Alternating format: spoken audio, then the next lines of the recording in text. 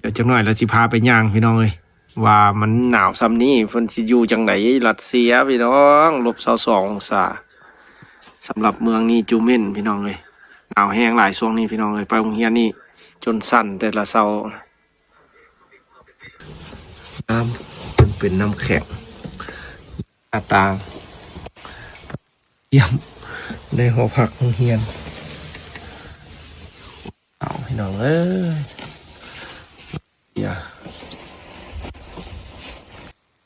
เย็นแทบจะสุดชีวิตเลยพี่น้องเลยเมืองบ้านแม่ตู้นี่เมืองเราอูดขนาดคือสิหนาวขนาดเราก็เลยพี่น้องโอ้รัสเซียพวกนี้ลมพอสาวพี่น้องเลยผมหนาวของบ้านเฮินพี่น้องรัสเซีย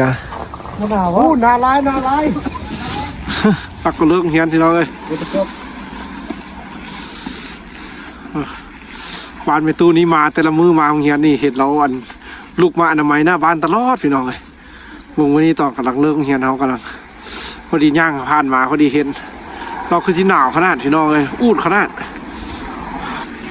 เมื่อวานมื้อซื้อนี่ก็ลบแต่13-14วันนี้ว่าสุดยอดเลยมื้อนี้พี่น้องเอ้ยเมืองแต่ละบ้านย่างจะดังครอบเอาพี่น้องเอ้ยตอนเริ่มเฮียนเขาถ่ายเบิ่งอากาศหนาวแห้งมื้อนี้สุดใจเลยแนวนี้นะนี่แต่ละมือมาเห็นเรามาเอาน้ำอยู่นี่พี่น้องเลยเรามาให้เอาน้ำอยู่นี่ในตู้น่ะแล้วก็มาอนามัยอยู่นี่สิถ่ายเบิ่งพี่น้องตอนเริ่มเฮียนเนี่ยเมืองแต่ละบ้านควรกู้เลยชีวิตอยู่รัสเซียพี่น้องเอ้ยคนเมืองหนาวจะเป็นบ้านคนอยู่จังไหนเนาะถ้าเป็นคนลาวคนบ้านนอกบ้านนาเขามาอยู่ชิบะเอาชีวิตมาทิ่มไว้นี่สวะจุดเจ็บมือนะพี่น้องเลยออกมาผู้เดียวนี่โทรศัพท์นี่กระท่ายโดนมาได้พี่น้องถ้าท่ายโดนนี่จะดับเลยจะได้สุดนี่บ่เกิน20 นาทีดอกพี่น้องเขาก็สิท่ายแล้วก็สิยัดใส่ถุงเสื้อในพี่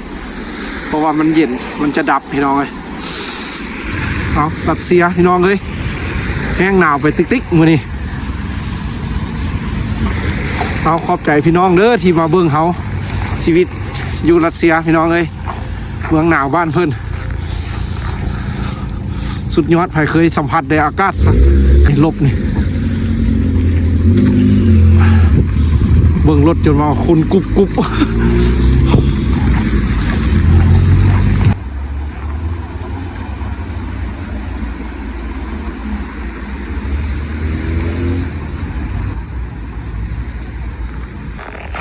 หลาเขาเลิกเฮียนแล้วก็มาถ่ายเบิ่งน้องไอ้ชีวิตอยู่พี่เมืองหนาวพี่ไอ้เพิ่นย่างก่อนอาจจะสิเลาะถ่ายอีก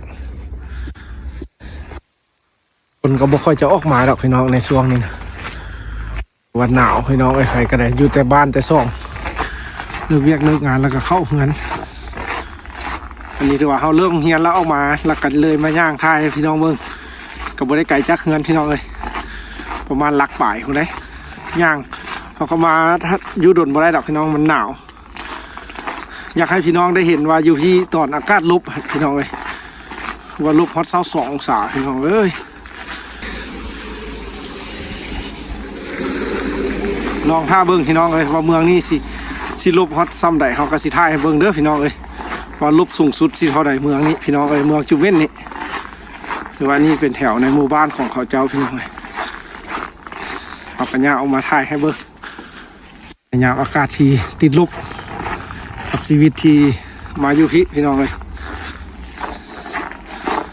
แต่ละเฮือนก็สิเงียบพี่น้องเพราะว่าเพิ่นก็เข้านอนหนาว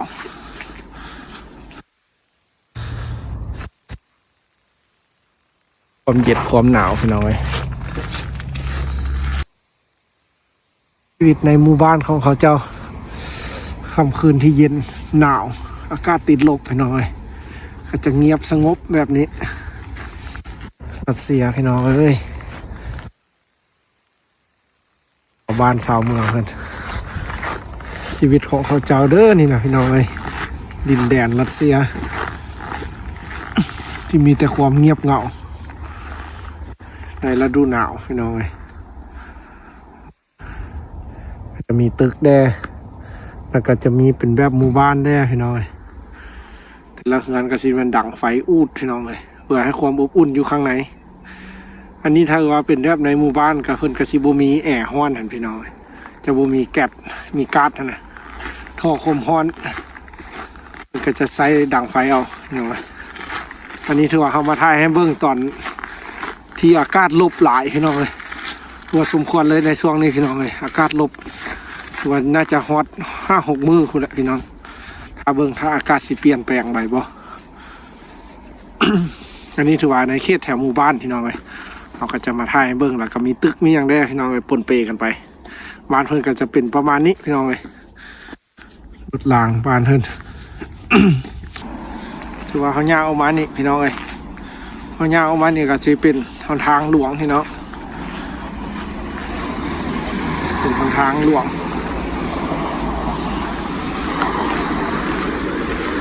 นี่คือหมู่บ้านเพิ่นพี่น้องเลยรัสเซียและชีวิตตอนอากาศหนาวๆพี่น้องเลยนี่งานแต่ละหลังเพิ่นก็สีดั่งไฟแบบนี้พี่น้องนี่เอามักแต่แบบดั่งแนวนี้แหละพี่น้องคือสิอุ่นเนาะข้างในเนาะนี่ก็เป็นบ้านเพิ่นพี่น้องเลยประเทศรัสเซียที่เพิ่นใช้ชีวิตพี่น้องเลยความสวยงามถือว่าบ่มีเลยในฤดูหนาวนี่พี่น้องมีแต่ความเงียบเหงาแบบนี้ล่ะนี่นะเพิ่นก็สิใส่ท่อความร้อนแบบดั่งไฟอยู่ในพี่น้องอากาศก็จะให้ความอบอุ่นอยู่ในเฮือนพาเบิ่งพี่น้องเลยอยู่รัสเซีย กับชีวิตแบบนี้พี่น้องเลยที่มาอาศัย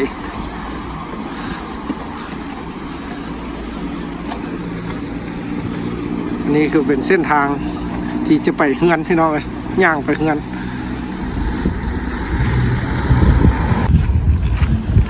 ในช่วงนี้พี่น้องเลยถือว่าไปใส่บัวได้ดนพี่น้องเลยถึงว่าสิย่างอยู่ใกล้ๆเฮือนบ่ถือว่าสิย่างอยู่แถวใดพี่น้องเลยมาแต่โรงเรียนกับย่าถือว่าเขาจะอยู่ได้บ่ฮอด20 นาทีดอกพี่น้องเพราะว่าเย็นแห้งพี่น้องเลยเย็นอีหลีโทรศัพท์เขาเพราะว่าต้องได้ซากตลอดพี่น้องเพราะว่าคันบ่ซากนี่จะดับพี่น้องถ้าโทรศัพท์นี่มันเย็นหลายแล้วก็เป็นดับเลยใครเคยอยู่เมืองหนาวก็สิฮู้พี่น้องเลยโทรศัพท์นี่เขาจะถ่ายบ่ได้ดนพี่น้องเพราะว่าคันถ่ายแล้วมันจะดับมอดกระทันหันเลยนะพี่น้องเลยอันนี้ถือว่ามืออากาศลบๆพี่น้องเลยเขามาถ่ายให้เบิ้งที่ลบหลายพี่น้องเลยแต่มาอยู่นี่เขาถือว่ามือนี้ลบหลายแล้วถ้าเบิ้งมืออื่นสิเขาไหนถือว่ามือนี้ก็-2 องศาพี่น้องเลยที่โทรศัพท์มันอุณหภูมิบันทึกได้แล้วเขาก็พาพี่น้องมาย่างเบิ้งตอนอากาศลบหนาวๆพี่น้องเลยตัวหนาวซ้ำใดความรู้สึกก็ถือว่ามือนี่จนเจ็บได้พี่น้องมือเจ็บเลยมือแข็งนี่เขาก็ไปในหมู่บ้านแล้วกันย่างมาเพื่อนเขาก็อยู่ข้างหน้าเนาะพี่น้องนี่ซบมือเขาก็ได้ใส่ซบมือตึกข้างหน้านี่อันนี้เงินเขาว่าเขาพักเขาแต่ว่าขอบใจพี่น้องเด้อที่ติดตามเป็นห่วงเป็นใยการใช้ชีวิตอยู่ทางนี้พี่น้องรัสเซียนี่เขาก็บ่มีอย่างคลิปหลายๆเขาก็มีแต่ถ่ายอันการเป็นอยู่ชีวิตแต่ละมือให้พี่น้องเบิ่งผู้ที่ติดตามช่องพี่น้องเลยเพราะว่าไปไก่กับบ่มีไปบ่ได้พี่น้องเลยหนาวมันเย็นเหลือเกินเอากับบ่ฮู้ใส่แด้ไปไก่กับย่านพี่น้องเลยเพราะว่าเขาบ่ฮู้จักสิไปอยู่จังไหนมันก็ใช้ชีวิตแบบลำบากอะไรพี่น้องอยู่เมืองหนาวนะทั้งเฮาแล้วก็เพิ่นก็ลำบากคือกันพี่น้องเลยคนบ้านเพิ่นก็ได้นะ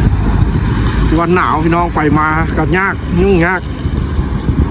บ่คือฤดูร้อนพี่น้องฤดูร้อนเขาไปใส่มันก็ง่ายสะดวกสบาย